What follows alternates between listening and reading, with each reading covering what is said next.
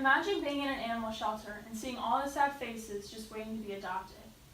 Now imagine being in their place, either rescued from a family, rescued from a dangerous situation, or never having the ability of being a household pet. After a couple of minutes of playing with them, you may find a new loyal best friend who will look to make you happy even on your worst days. You'll give them a newfound light and happiness, and in exchange you'll get something even more powerful. This is how I found my dog Millie. She added light to the family that we didn't know we needed.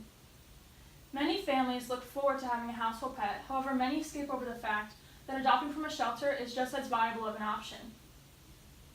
Some of you may have dogs now that you did not rescue from a shelter, and if so, I'm not here to judge because I also have previously purchased from a pet store.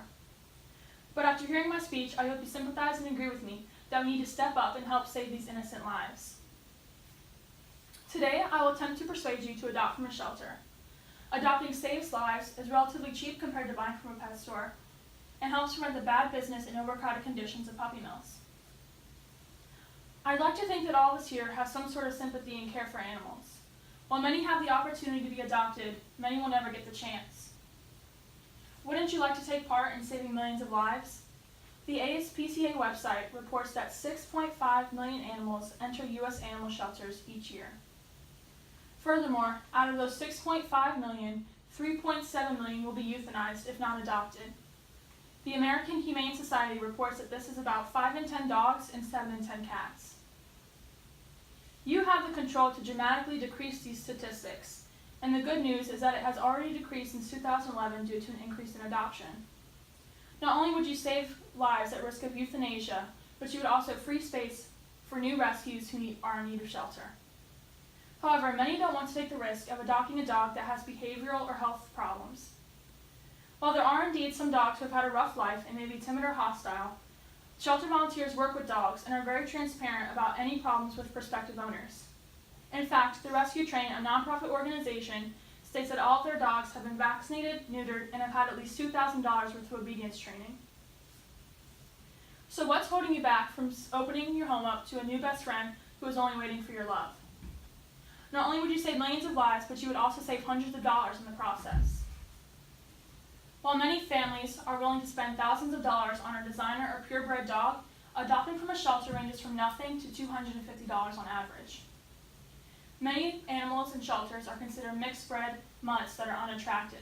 However, if you had to judge the compatibility of a pet, specifically based on its appearance, wouldn't you feel that it was wrong? Unfortunately, this is a true and upsetting fact about many animals in the animal shelter. In fact, a study conducted by the Public Library of Science in 2016 showed that many pet owners value the dog's pedigree symbol as a status or that they have superior behavioral characteristics. However, the study proved that there was no difference between designer and mixed-bred dogs. Spending thousands of dollars on a dog just for its looks anyways takes away from the experience of being a household pet owner. Adoption shelters also often have sales, and I'm sure you've seen some outside of local pet stores trying to spread the joy and awareness of adopting from a shelter. Unlike when you adopt from a shelter, when you buy from a pet store, you then have to invest even more money into vet checkups, vaccinations, and house training. So adopting from a shelter makes the process so much more convenient and cheap for you. Now that you are aware that you have a more viable, cheaper option and are capable of saving lives, I want to raise awareness and hopefully your agreement that the puppy mills and breeders that supply these pet stores are not always ethical. Unfortunately, many are not aware of the conditions that dogs are subjected to before they are sold to pet stores and are in your hands. The gruesome and terrible lives that they live is unknown. The article Curb Your Dog Sales by Christopher Zara shows an investigation held by the USDA branch responsible for puppy mills, and the findings were horrifying. One inspector found animals disease-ridden and so malnourished that they had turned to cannibalism. The cruelty these animals are under is far too important to ignore. These puppy mills are just in it for profit and unfortunately do not care about the health of these animals. They are used only for breeding and are oftentimes kept in overcrowded, unkempt kennels. The ASPCA reports that there are approximately 10,000 shelters, puppy mills, in the U.S. alone. That accounts to approximately 1 million animals bred each year, which is an overproduction, and they end up either in shelters or euthanized. The conditions became clear as Rachel Carlson, a writer for the Washington Post, stated that Maryland is the second state after California to ban pet stores from selling puppies from puppy mills.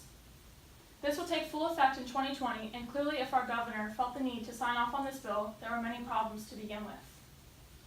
These dogs are forced to breed until they can't any longer, and when they are deemed incapable, they are either euthanized or then sold to another puppy mill to be forced to breed. However, after knowing these factors, if you still want a purebred dog, note that 25% of animals in shelters are purebred. However, we must take action now as these puppy mills thrive with each pet store purchase.